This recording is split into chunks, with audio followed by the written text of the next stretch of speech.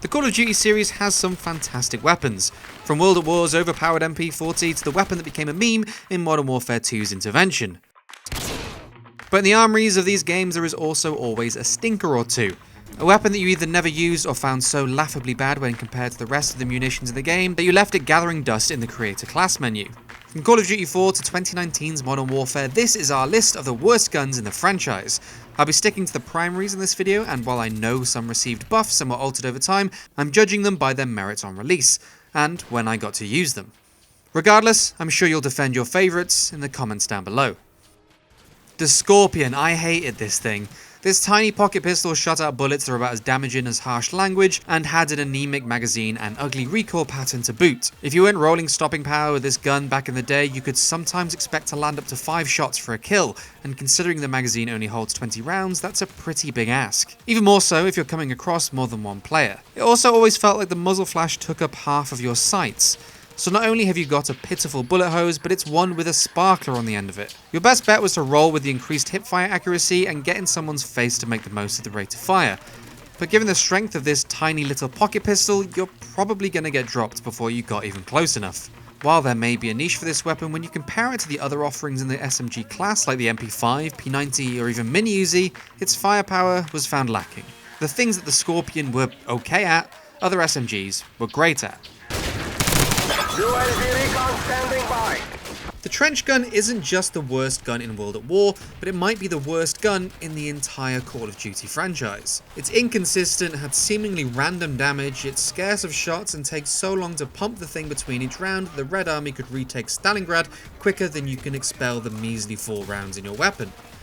The pellets fired from this shotgun seem to disappear before your very eyes, reducing the damage range to mere meters, and if you want to get a one-shot kill with this thing, then you have to be close enough to be able to smell the enemy's breath. Closing the gap to this range is extra punishing because if the RNG gods decide that not enough pellets have hit your target and you have to get another shot off, the enemy has more than enough time to turn on you and rattle you down with their SMG or even a semi-automatic rifle.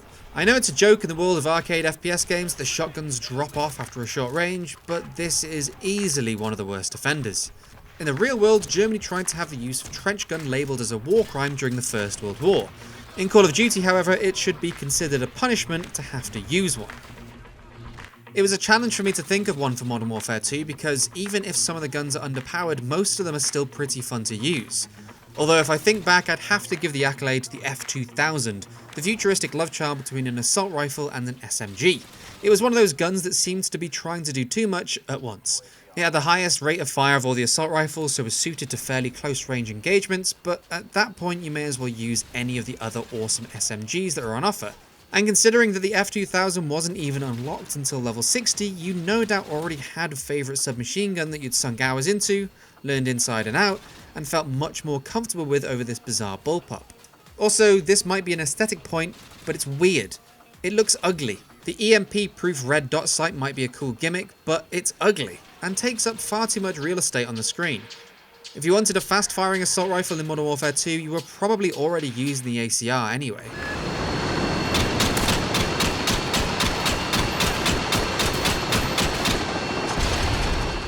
The Uzi. I had to think a little about Modern Warfare 2's entry, but when it came to Black Ops, I knew without a second thought what the worst weapon was. The Uzi's problem was a mixture of low damage, high recoil, outrageous iron sights, and the fact that the thing sounded like a baby's rattle when fired. Back when Black Ops came out and I would try to run this weapon, I found myself screaming, "How are you not dead yet?" so many times. Due to all of its downsides, it relies on attachments to make it a viable weapon, or even just one you can use without squinting.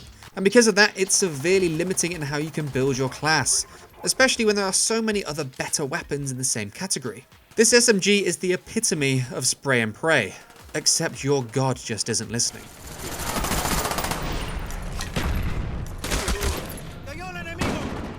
I've loved the Dragunov in so many games, so it was a bit disappointing for it to feel like such a wet fart in Modern Warfare 3. It's a victim of falling in between two main schools of thought when it comes to sniping in these games. It was as if the one-hit kill bolt actions and the spammable semi-automatics were fighting for custody over the same thing, and instead it became a rifle that would take too many shots to kill quickly and have too much recoil to deliver follow-up damage. Like many others in this list, the elements that made this weapon what it was were just simply done better by other weapons in its same class.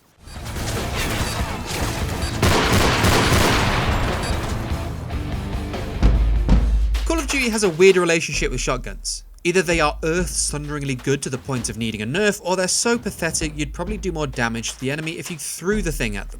The S-12 falls into the latter category. It was nice that it had a big mag that could spew out shots, but when the spread was inconsistent, the fire rate was low, and the range had a laughably short damage drop-off, it's no surprise this shotgun caused much frustration and thrown controllers.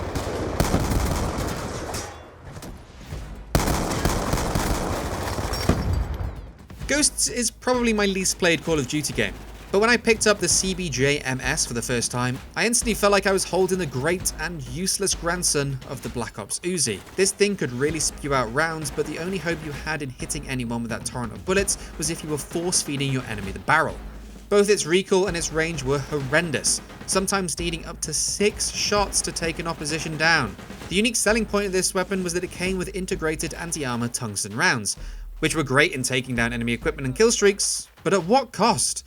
It simply wasn't worth the trade-off. I know lots of players love this weapon, but for me, the EM1 sounds so much cooler on paper than it ever was in game. But naturally, it became a pretty hotly discussed topic. Since it's a laser weapon that's basically hitting with fast but tiny amounts of damage, your target tracking had to be pretty dead on. But considering that movement and mobility was such a big thing in Advanced Warfare, that felt like a pretty big ask. This is where the fan base kind of diverges, because tracking with this thing if you were playing on PC appeared much more viable. But I have vivid memories playing with this thing on the Xbox shortly after release and gripping my controller with white-knuckled frustration. I know it got altered and buffed and had variants down the line, but by that point I'd fallen away from Advanced Warfare, and all that was remained of the EM1 for me was a bitter memory of the laser weapon I was so hopeful for.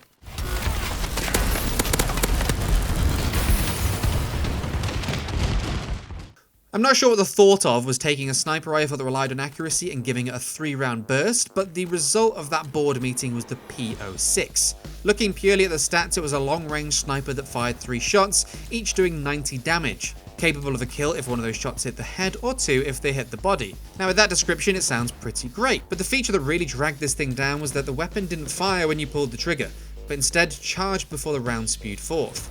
Now take this delay, the need to compensate so much for your shots, and the time between rounds, and combine that with the over-the-top wall running and jumping that made up the movement in Black Ops 3, and your chances to hit your target went from slim to bugger all. Threat neutralized. Infinite Warfare continued the futuristic thoughts on advanced movement, wall running, jumping, and basically being a nightmare to hit, so it was important while playing this game to make every shot count. This is one of the many reasons that the Type 2 suffered so much. It had the lowest base damage of any primary weapon in the game, meaning that you'd have to hit that agile opponent jumping out of your sight line 5 times in order to drop them. Sure, you could tear it apart into 2 SMGs akimbo style, but that was a gimmick that couldn't save a lackluster assault rifle. Continuing the theme of shotguns that did a pitiful amount of damage, Call of Duty World War II's sawed-off shotgun again left players underwhelmed when the game came out. Again, this thing received buffs, but when I went back to the game to do some capture, it was still a double-barreled wet noodle. It was about as consistent as the World at War trench gun, but with half the amount of ammunition and a longer reload time. Putting those factors up against the other shotguns in the game left it wanting. Even the Luftwaffe drilling had the rifle round to play with if you needed a bit of utility, but personally, I felt that the double barrel was a singularly poor effort. The Black Ops 4 Spitfire was an SMG that really didn't live up to its namesake. I know that in Blackout it felt like a different beast, and throwing on a slew of attachments can make this thing even more viable, but when I was jumping into the world of Black Ops 4, this thing felt more like an out-of-control fire hose than anything spewing flames. It might have had a tasty rate of fire, but that came with a recoil profile that made it a nightmare to keep any bunny-hopping bad guys in your crosshairs. The only time I felt confident with this thing in a game was when I could be sure I could get it right in someone's face, but for me it was far too situational to be a consistent pick. As it's based on a British weapon, I really wanted to love the SA87. It feels like a hybrid of a light machine gun and an assault rifle, but with the unfortunate disadvantages of both, and few of the bonuses. You were stuck with the movement speed of an LMG, a low rate of fire, a crawling aim down sight speed, and a gruelingly long reload for what is an extremely small magazine for a weapon of its class.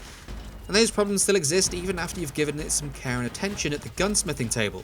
Since Modern Warfare is the current Call of Duty we're all following right now, I wouldn't be surprised if we saw this buffed in the future. But for now, whenever I use this weapon, I always get that feeling that I could be doing so much better if I just had a different gun. And while the breadth of customization options can soften some of the rougher edges of this thing, it doesn't matter what you add onto it, you're still basically polishing a turd. Well, that's been my nostalgia trip down the road of rubbish guns throughout the franchise. If you want to know more about one of the most iconic weapons in Call of Duty history, you can check out our loadout episode on the intervention. I'm still going to be playing through the rest of the franchise, so let us know if you enjoy this video, and maybe next time I'll go through a list of my favorites. Until then, like the video if you enjoyed, and be sure to subscribe for everything Call of Duty, both old and new.